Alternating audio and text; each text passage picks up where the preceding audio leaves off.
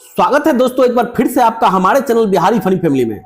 साथियों, मैं इस चैनल पर शिक्षा विभाग से जुड़े हुए तमाम खबरों को लाता रहता हूं, तो यदि आपने अभी तक हमारे चैनल को सब्सक्राइब नहीं किया है, चैनल को सब्सक्राइब कर ले और बेल आइकन को दबा दे ताकि वीडियो का नोटिफिकेशन आपको समय मिलता रहे।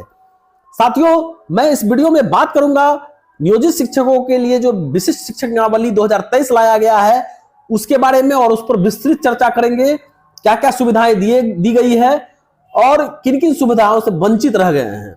तो चलिए शुरू करते हैं। साथियों, आपको ज्ञात हो कि आज कैबिनेट में बिहार शिक्षक नियमावली पर अंतिम मुहर लग गई और मुहर लगने के पश्चात नियमावली का अंतिम ड्राफ्ट ये आपके डिस्प्ले पर दिख रहा होगा, जिसका नाम दिया गया है बिहार विद्यालय विशिष्ट शिक्षक नियमावली 2023। भारत के संविधान के अनुच्छेद 309 के परंतु के अधीन प्रदत्त शक्तियों का प्रयोग करते हुए बिहार राज्यपाल स्थानीय निकायों द्वारा नियुक्त शिक्षकों को बिहार राज्य विद्यालय अध्यापक नियुक्ति, स्थानांतरण, अनुशंसिक कार्रवाई एवं सेवा शर्त नियमावली 2023 के तहत नियुक्त किए गए विद्यालय अध्यापकों के समान करने हेतु निम्नलिखित नियमावली बनाते हैं। यानी स्पष्ट रूप से कहा गया है कि बीपीएससी से जो शिक्षक आए हैं उनके समान करने के लिए, उनके बराबर करने के लिए संक्षिप्त शीर्षक और प्रारंभ, यह नियमावली बिहार विद्यालय विशिष्ट शिक्षक नियमावली 2023 कही जाएगी। इसका विस्तार संपूर्ण बिहार राज्य में होगा। यह अधिसूचना निर्गत होने की तिथि से प्रवृत्त होगी। परिभाषाएं, इस नियमावली में जब तक विषय या संदर्भ में के विरुद्ध कोई बात न हो, सरकार से अभिप्रेरित है बिहार सरकार, प्रशासनिक विभाग से अभिप्रेरित है शिक्षा विभाग, नियुक्ति प्राधिकार से अभिप्रेरित है संबंधित जिले का जिला शिक्षा पदाधिकारी, अनुशासनिक प्राधिकार से अभिप्रेरित है संबंधित जिले का जिला शिक्षा पदाधिकारी, अपीलीय प्राधिकार से अभिप्रेरित है संबंधित प्रमंडल का क्षेत्रीय शिक्षा उप निदेशक, विशिष्ट शिक्षक से अभिप्रेरित है इस नियमावली के नियम 4 के तहत सक्षमता परीक्षा उत्तीर्ण ऐसे सभी शिक्षक जिन्हें स्थानीय निकायों द्वारा नियुक्त किया गया है और जो संबंधित स्थानीय निकाय शिक्षक नियमावली 2020 के अंतर्गत आते हैं। यानी इसमें स्वक्षमता परीक्षा पास करना होगा। स्वक्षमता परीक्षा उत्तीर्ण होने के बाद ही आपको विशिष्ट शिक्षक समझा जाएगा। पुस्तकालय अध्यक्ष को भी इसमें शामिल किया गया है। अब हम देखते हैं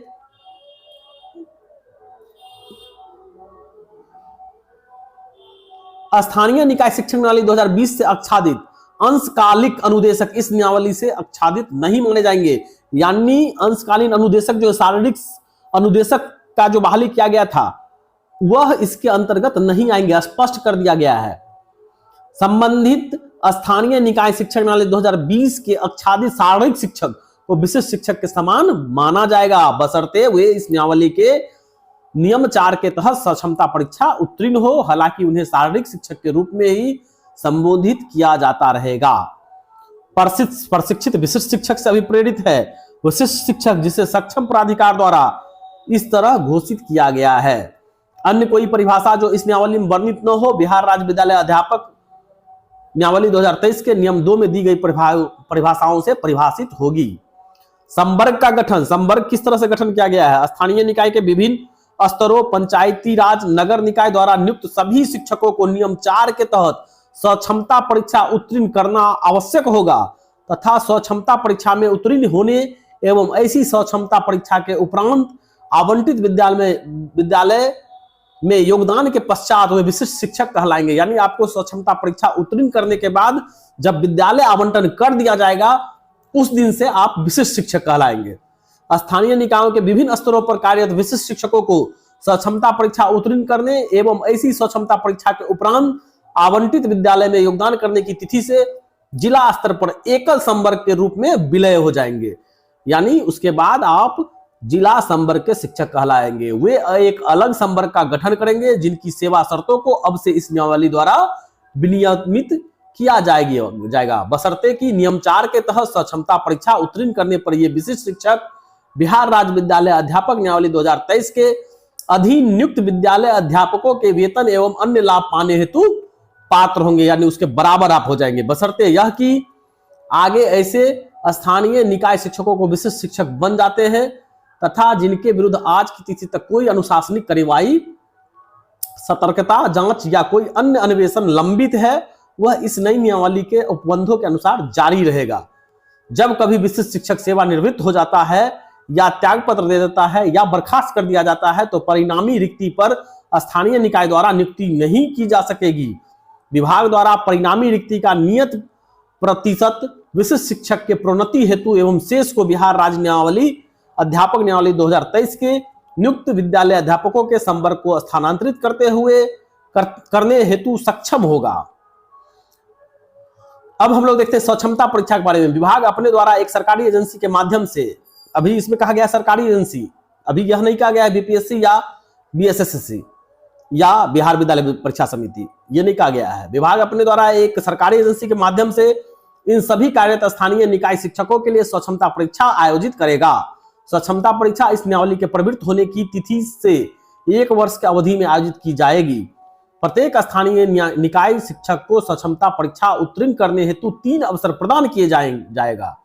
परीक्षा में शामिल होने के समय स्थानीय निकाय शिक्षक को उन जिलों के 3 विकल्प देने होंगे जहां वह विशिष्ट शिक्षक के रूप में सेवा देना चाहते हैं। स्वक्षमता परीक्षा में उनकी मेधा क्रमांक के आधार पर जिलों का आवंटन किया जाएगा, बशर्ते कि वैसे शिक्षकों जो इस परीक्षा में शामिल नहीं होते हैं अथवा तीसरे प्रयास अवसर में भी स्वक्षमता परीक्षा उत्तीर्ण करने में विफल रहेंगे का मामला विभाग द्वारा अलग से विचार किया जाएगा।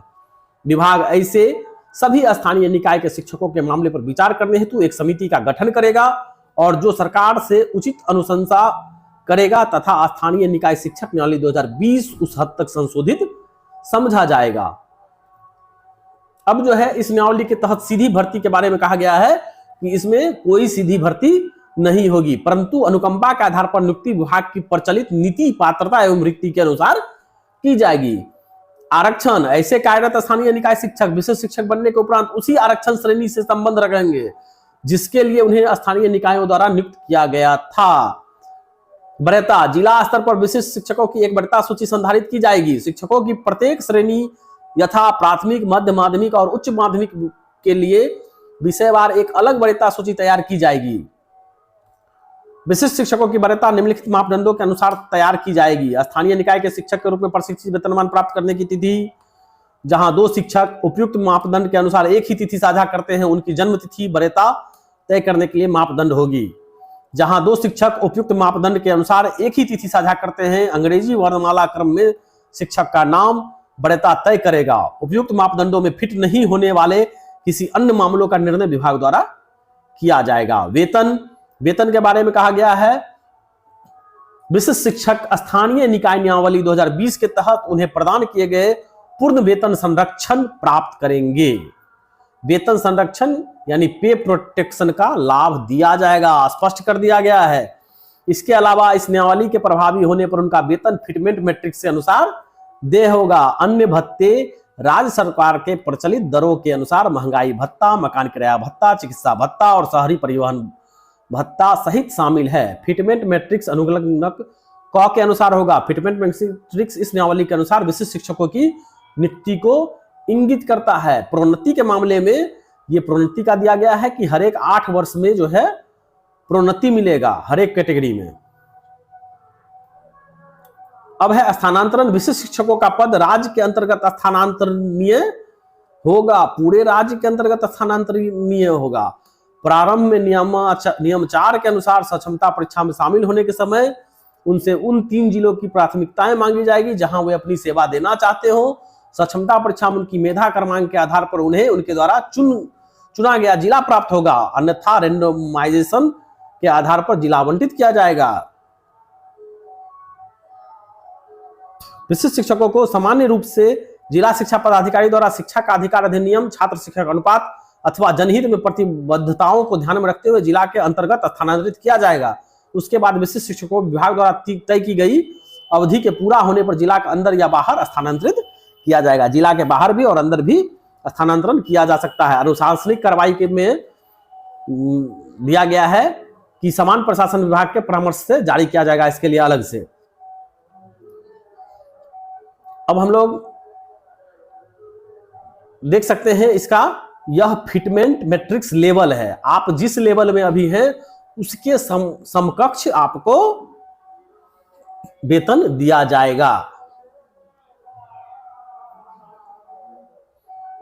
तो इस प्रकार से आप देख सकते हैं कि नियोजित शिक्षकों के नाम में जो को लेकर जो था विशिष्ट शिक्षक, उसके नाम में को लेकर जो है वह मामला का सुधार नहीं हुआ। वे अभी विशिष्ट शिक्षक के नाम से ही जाने जाएंगे। इस पर जो है विभिन्न शिक्षक संगठनों का प्रतिक्रिया आना अभी बाकी है। तो इस वीडियो में इतना ही। अंत तक बने रहने के लिए आपका धन्यवाद।